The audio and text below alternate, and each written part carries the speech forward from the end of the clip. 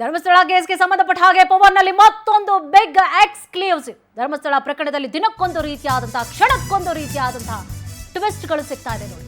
ದಿನಕ್ಕೊಂದು ರೀತಿಯಾದಂತಹ ಕ್ಷಣಕ್ಕೂ ಕೂಡ ಒಂದೊಂದು ರೀತಿಯಾದಂತಹ ಟ್ವಿಸ್ಟ್ಗಳು ಕೂಡ ಸಿಗ್ತಾ ಇದೆ. ಪ್ರಖ್ಯಾತ ಸ್ವಾಮೀಜಿಯೊಬ್ಬರನ್ನ ಭೇಟಿ ಮಾಡಿದ್ದಾನೆ ಚಿನ್ನಯ್ಯ. ಸ್ವಾಮೀಜಿ ಭೇಟಿಯಾಗಿದ್ದರ ಉದ್ದೇಶ ಕೆದಕ್ತಾ ಇದ್ದಾರೆ ಎಸ್ಐಟಿ. ಯಾಕೆ ಭೇಟಿ ಮಾಡಿದ್ದ ಸ್ವಾಮೀಜಿಯವರನ್ನು? ಯಾಕೆ ಭೇಟಿ ಮಾಡಬೇಕು?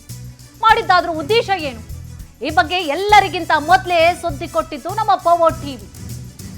ಬೈ ರೋಡ್ ದೆಹಲಿಗೆ ಬುರುಡೆ ಹೊಯ್ದಿದ್ದ ಖತರ್ನಾಕ್ ಗ್ಯಾಂಗ್ ಯಾಕೆ ತಗೊಂಡು ಹೋಗಿದ್ರು? ಹೋಗ್ಲಿ ದೆಹಲಿಗೆ ಬೋಡಿಯನ್ನು ಯಾಕೆ ತಗೊಂಡು ಹೋಗಿದ್ರು?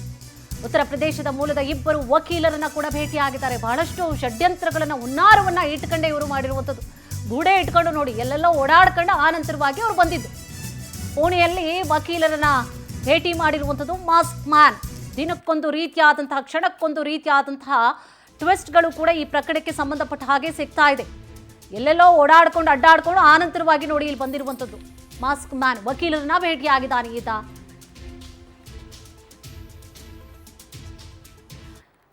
ಇನ್ನು ಇದೇ ವಿಚಾರಕ್ಕೆ ಸಂಬಂಧಪಟ್ಟ ಹಾಗೆ ಹೆಚ್ಚಿನ ಡೀಟೇಲ್ಸ್ ಅನ್ನ ಕೂಡ ನೀಡ್ತಾ ಹೋಗ್ತಾರೆ ನಮ್ಮ ವಿಶೇಷ ಪ್ರತಿನಿಧಿ ಆಗಿರುವಂತಹ ಅರುಣ್.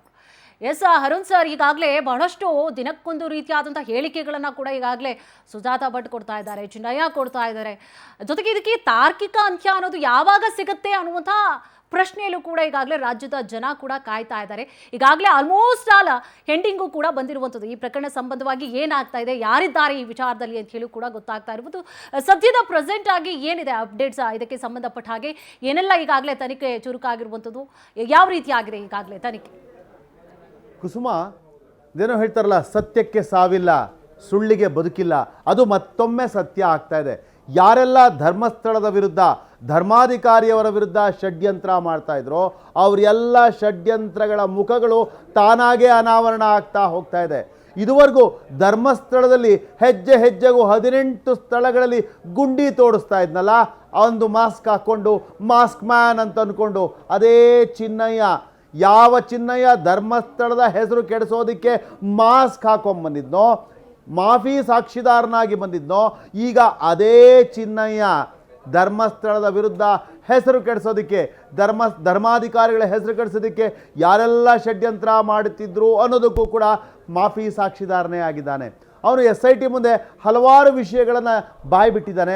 ಯಾರೆಲ್ಲ ತನ್ನನ್ನು ಪ್ರಚೋದನೆ ಮಾಡ್ತಾಯಿದ್ರು, ತನಗೆ ತರಬೇತಿ ಯಾರು ಕೊಟ್ಟರು, ತನ್ನನ್ನು ಇಲ್ಲಿಗೆ ಕರ್ಕೊಂಬಂದವ್ರು ಯಾರು, ಎಲ್ಲ ವಿಷಯಗಳನ್ನು ಆತ ಸಂಪೂರ್ಣವಾಗಿ SIT ಮುಂದೆ ಈಗಾಗಲೇ ಹೇಳಿಕೆಯನ್ನು ಕೊಟ್ಟಾಗಿದೆ.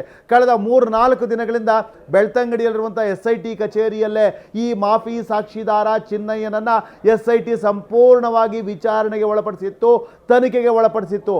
ಆ ಸಂದರ್ಭದಲ್ಲಿ ಅವನು ಕೊಟ್ಟಂಥ ಆ ಹೇಳಿಕೆಗಳ ಆಧಾರದ ಮೇಲೆನೆ ಇವತ್ತು SIT ತಂಡ ಉಜಿರೆಯ ಸಮೀಪ ಇರುವಂಥ ತಿಮರೂಡಿಗೆ ಬಂದಿಳಿದಿದೆ.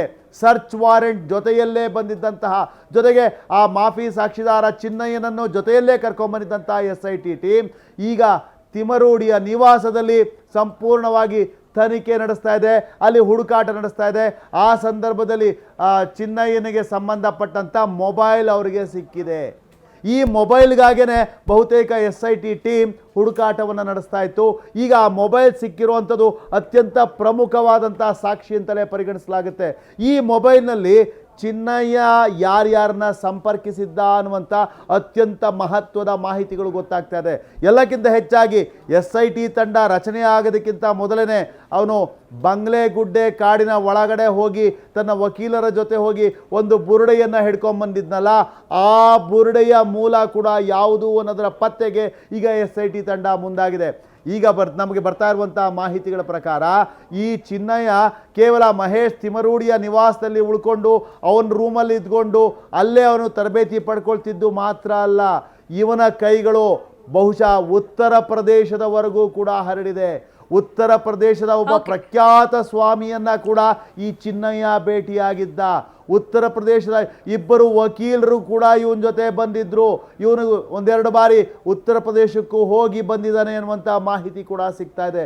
ಹಾಗಾದರೆ ಆ ಉತ್ತರ ಪ್ರದೇಶದಲ್ಲಿ ಇವನ ಜೊತೆ ಸಂಪರ್ಕದಲ್ಲಿದ್ದಂಥ ಸ್ವಾಮಿ ಆದರೂ ಯಾರು? ಅವರಿಗೂ ಧರ್ಮಸ್ಥಳಕ್ಕೂ ಏನು ಸಂಬಂಧ? ಉತ್ತರ ಪ್ರದೇಶದ ವಕೀಲರು ಇಲ್ಲಿ ಯಾಕೆ ಬಂದಿದ್ರು? ಇವರು ಯಾಕೆ ಚಿನ್ನಯ್ಯನ ಜೊತೆ ಮಾತುಕತೆ ನಡೆಸ್ತಾ ಇದ್ರು? ಅದು ಕೂಡ ಮಹೇಶ್ ಶೆಟ್ಟಿ ತಿಮರೂಡಿಗೂ ಅವರ ನಿವಾಸಕ್ಕೂ ಚಿನ್ನಯ್ಯನಿಗೂ ಉತ್ತರ ಪ್ರದೇಶಕ್ಕೂ ಏನೆಲ್ಲ ಲಿಂಕ್, ಇದೆಲ್ಲದರ ವಿಷಯವನ್ನು ಈಗ SIT ಕಲೆ ಹಾಕ್ತಾ ಹೋಗ್ತಾ ಇದೆ.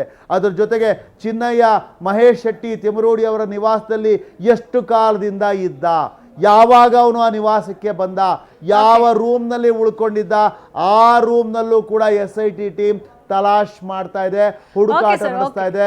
ಅಲ್ಲಿ ಹಾರ್ಡ್ ಡಿಸ್ಕ್ CCTV ಹಾರ್ಡ್ ಡಿಸ್ಕ್ನ ಕೂಡ SIT ತಂಡದವರು ತಗೊಂಡಿದ್ದಾರೆ ಅಂತ ಗೊತ್ತಾಗ್ತಾ ಇದೆ.